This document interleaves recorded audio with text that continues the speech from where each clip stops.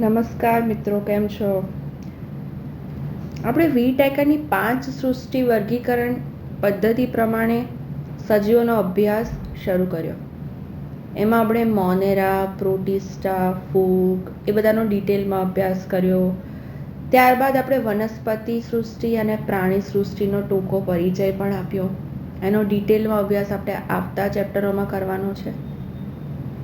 પણ તમને એક પ્રશ્ન થયો હશે કે સજીવના વર્ગીકરણમાં અમુક સજીવોનો ઉલ્લેખ જ નથી થયો, જેમ કે વાયરસ, વિરોઇડ્સ, લાયકન, પ્રાયોન્સ, આ બધાનો ઉલ્લેખ જ નથી થયો. શા માટે? એ આપણે આ વિડીયોમાં જોવાનું છે કે વર્ગીકરણમાં વાયરસ, લાયકેન, વિરોઇડ્સ એ બધાનો ઉલ્લેખ કેમ નથી થયો. હવે સૌથી પહેલાં જોઈએ કે વર્ગીકરણમાં વાયરસનો સમાવેશ કેમ નથી થતો. તો આપણે બધા જાણીએ છીએ કે સજીવ કોને કહેવાય?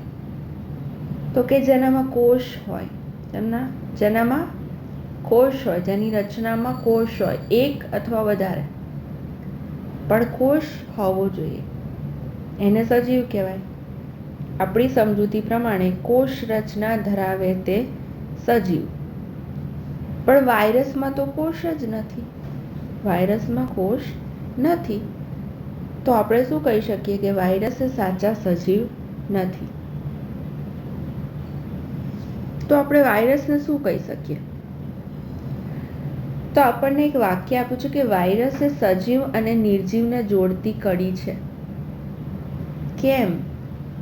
આપણે એને નિર્જીવમાં પણ નથી મૂકી શકતા કે સજીવમાં પણ નથી મૂકી શકતા. એનું એક કારણ છે, હું તમને સમજાવું. તો વાયરસ એ અવિકલ્પી પરોપજીવી છે, એટલે કે એ હંમેશા પરોપજીવી જ હોય. એ હંમેશા કોઈ બીજા સજીવની અંદર જ વસે, હંમેશા પરોપજીવી તરીકે જીવન ગાળે, અવિકલ્પી, બીજો કોઈ વિકલ્પ નથી.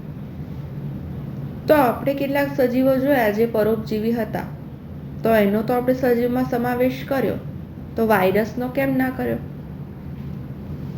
તો એ જોઈએ કે વાયરસ જ્યારે યજમાન કોષના સંપર્કમાં આવે છે, જે કોષમાં એને પરોપજીવન ગુજારવાનું હોય, અથવા જે સજીવ પર એ સજીવના કોષ એટલે કે યજમાન કોષના સંપર્કમાં આવે, ત્યારે એ યજમાનની વ્યવસ્થા તંત્રનો ભાગ બની જાય અને ત્યાં સ્વયં જનન કરે અથવા તો ગુણન કરે, જેને આપણે પ્રજનન કહી શકીએ. અને પ્રજનન તો સજીવનું લક્ષણ છે, બરાબર? એટલે વાયરસ જ્યારે યજમાન કોષના સંપર્કમાં આવે છે, ત્યારે યજમાનની વ્યવસ્થા તંત્રનો ભાગ બનીને સ્વયં જનન અથવા તો ગુણન કહે છે, જેને આપણે પ્રજનન કહીએ. અને પ્રજનન એ તો સજીવનું લક્ષણ છે. બીજી વાત, જ્યારે વાયરસ યજમાન કોષથી બહાર હોય, એટલે કે યજમાન કોષના સંપર્કમાં ન હોય, ત્યારે તે નિષ્ક્રિય રીતે પડ્યો રહે છે, નિષ્ક્રિય રહે છે. તો આ તો થોડું વિચિત્ર થઈ ગયું કે યજમાન કોષના સંપર્કમાં હોય ત્યારે એની વ્યવસ્થા તંત્રનો ભાગ બને અને સજીવ તરીકે વર્તે, પણ જ્યારે યજમાન કોષથી બહાર હોય ત્યારે તો નિર્જીવની જેમ નિષ્ક્રિય પડ્યો રહે. એટલે વાયરસને આપણે શું કહ્યું? તો સજીવ અને નિર્જીવને જોડતી કડી. ખબર પડી વાયરસ એ સજીવ અને નિર્જીવની જોડતી કડી કેમ છે? કારણ કે યજમાન કોષની બહાર હોય ત્યારે નિષ્ક્રિય નિર્જીવની જેમ પડ્યો રહે, પણ જેવો યજમાન કોષના સંપર્કમાં આવે, સક્રિય થઈ જાય, સ્વયં જનન કરે, પ્રજનન કરે, એટલે ના એને સજીવમાં મૂક્યો, ના એને નિર્જીવમાં મૂક્યો. એટલે કે વાયરસને કોષના સ્તર કરતાં પણ નીચેના સ્તરમાં મૂકવામાં આવે છે. સંપૂર્ણ કોષ નથી, કોષ જેવું કંઈક છે, અમુક લક્ષણો ધરાવે છે, પણ સંપૂર્ણ કોષ નથી, એટલે એને કોષ કરતાં નીચે મૂક્યો અને એને જીવનના દરવાજે ઊભેલા માનવામાં આવે છે. મતલબ કે એ દરવાજે ઊભા છે, ના તો અંદર છે ના તો બહાર છે. હવે વાયરસ એવો શબ્દ સૌથી પહેલા કોણે આપ્યો? વાયરસ. આપણે અંગ્રેજીમાં જોઈએ ને વાયરસ, વાયરસ, તો આ શબ્દ એ વેનમ ઉપરથી ઉતરી આવ્યો છે. વેનમ તમને ખબર હશે, વેનમ એટલે વિષ, વિષ અથવા તો ઝેરી પ્રવાહી, એવું કંઈક કે જે સજીવ માટે ઝેર સમાન છે. કારણ કે મોટા ભાગના વાયરસ પરોપજીવી છે અને કોઈનો કોઈ રોગ ફેલાવે છે. એટલે શું નામ આપ્યું એને? વાયરસ. વેનમ ઉપરથી, વિષ અથવા ઝેરી પ્રવાહી. કોણે આપ્યું? લુઈસ પાશ્ચર. આ નામ વાયરસ એ લુઈસ પાશ્ચરે આપ્યું છે, પણ વાયરસની શોધ એમણે નથી કરી. વાયરસની શોધ ડીજે ઇવાનોસ્કી, ડીજે એટલે કોઈ ડીજે નતા, એમનું નામ છે ડીજે ઇવાનોસ્કીએ 1892માં વાયરસની શોધ કરી. કઈ રીતે કરી? તો તમાકુનો જે છોડ હોય છે એની અંદર મોઝેઇક રોગ થાય છે, ટોબેકો મોઝેઇક રોગ. તમાકુની અંદર જે મોઝેઇક રોગ થાય છે, જેને ગુજરાતીમાં કિરમીર રોગ કહેવાય, એમાં છે ને આપણે અમુક વાર ઘરમાં કે ધાબામાં ચાઇના મોઝેઇક લગાવતા હોય છે, ચાઇના મોઝેઇક ટાઇલ્સ. એટલે મોઝેઇક એટલે એવી એક પ્રકારની પ્રિન્ટ, ભાત કે જે ટુકડા ટુકડા ટુકડા હોય એવું લાગે. તો આ તમાકુમાં પણ એવું જ થાય છે, એના પર્ણોમાં એવી ડિઝાઇન મોઝેક બની જાય છે આ વાયરસના લીધે. ચલો, તો તમાકુના છોડમાં મોઝેક રોગ માટે જે જવાબદાર સૂક્ષ્મજીવ હતું ને એ વાયરસ હતું. એ રીતે સૌપ્રથમ એની શોધ થઈ હતી. અને M.W. બેઇજેનિકે શું કીધું હતું 1898માં કે વાયરસ એ જીવંત રસાયણ છે. રસાયણ ખરું, પણ જીવંત રસાયણ. આ બધા જ વૈજ્ઞાનિકોના નામ અને એમણે શું કહ્યું, શું શોધ કરી, એ બધું તમે યાદ રાખજો, તમને MCQ માટે ખાસ પૂછાય. જો એમણે કઈ રીતે શોધ કરી, તો આ તમાકુના છોડ હતા, બરાબર, એમાં ઓલરેડી મોઝેક રોગ હતો, ચેપી અથવા તો રોગિષ્ટ છોડ હતા. જો આ તમને ટપકા દેખાય છે, એ ટપકા એ રોગનું પ્રતિનિધિત્વ કરે છે, એ વાયરસ છે ધારો કે. હવે એમણે શું કર્યું, તો આ જે બધા આ છોડનો અર્ક રસ, એનું જે પણ દ્રવ્ય હતું એ બધું એક ટેસ્ટ ટ્યુબમાં ટ્રાન્સફર કરી લીધું. અને આ ટેસ્ટ ટ્યુબમાં જે દ્રવ્ય ટ્રાન્સફર કર્યું ને એ એમણે તંદુરસ્ત છોડમાં દાખલ કરાવ્યું. આ રોગ આ જે છોડ હતા ને એ રોગકારક હતા, મતલબ રોગિષ્ટ હતા, રોગકારક નહીં. એમાંનું જે રોગકારક દ્રવ્ય હતું એ શોધવા માટે એમણે શું કર્યું, તો એનો અર્ક આ ટેસ્ટ ટ્યુબમાં લઈ લીધો અને એને એમણે તંદુરસ્ત છોડ ઉપર એમણે દાખલ કર્યું. તો તંદુરસ્ત છોડ હતા ને એ પણ રોગિષ્ટ બની ગયા. તંદુરસ્ત છોડ પણ રોગિષ્ટ બની ગયા. અને એને એમણે શું નામ આપ્યું?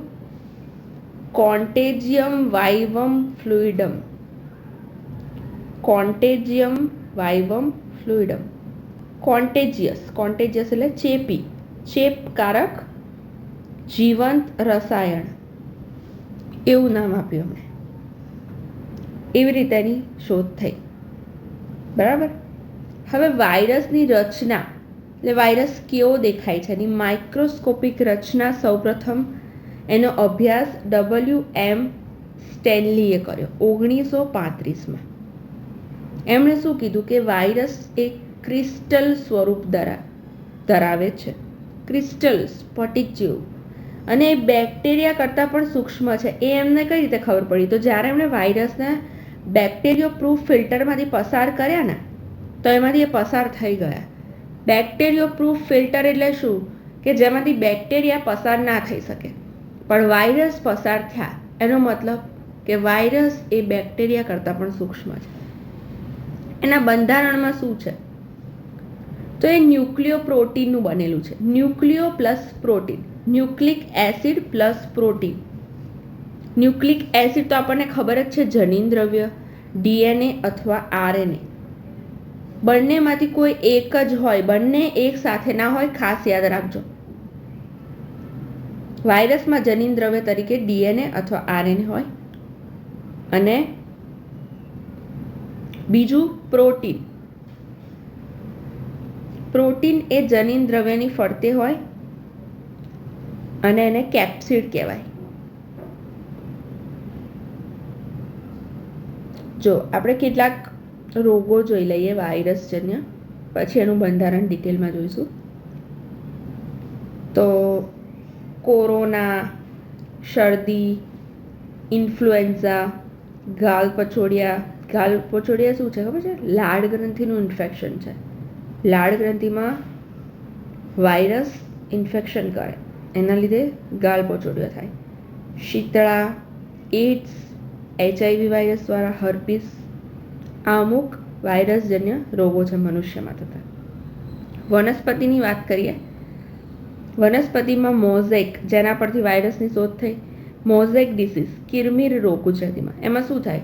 અને પર્ણો છે ને એ કોકડું વળી જાય, ગોળ થઈ જાય, રોલ થઈ જાય. પછી એના પર્ણો પીળા થઈ જાય, એને શું કહેવાય? પાંડુ પર્ણ. પાંડુ એટલે સંસ્કૃતમાં પીળું.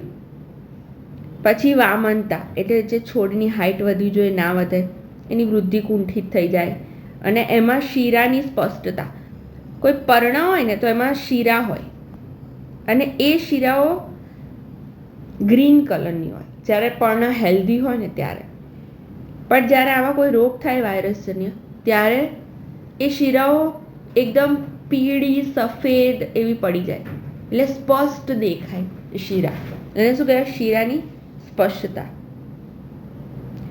ચલો હવે ફરીથી આપણે એનું બંધારણ જોઈએ.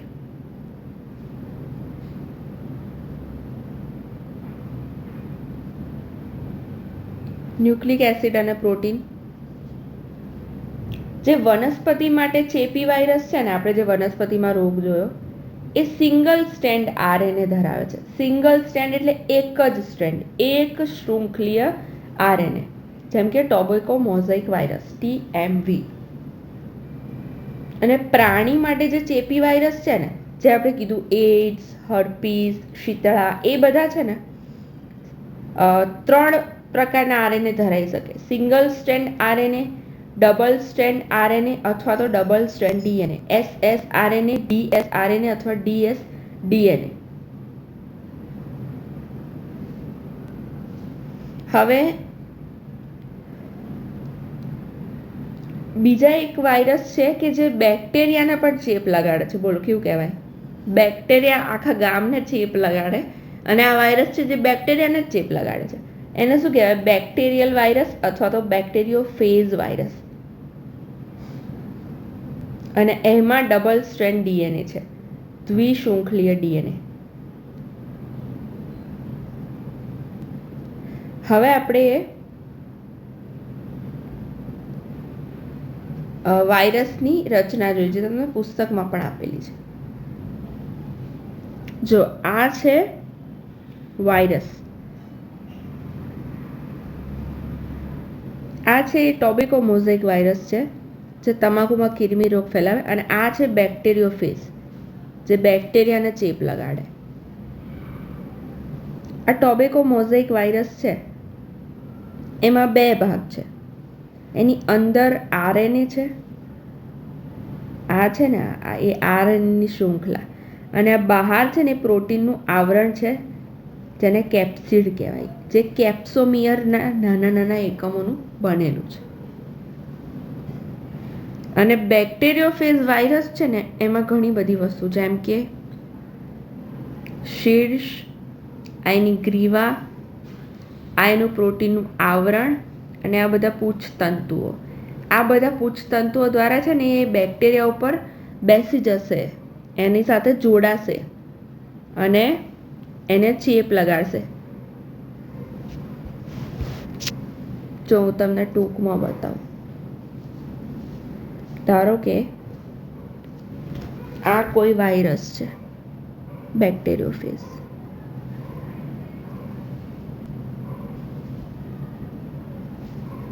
બરાબર. હવે આ બધા એના પૂછતંતુ.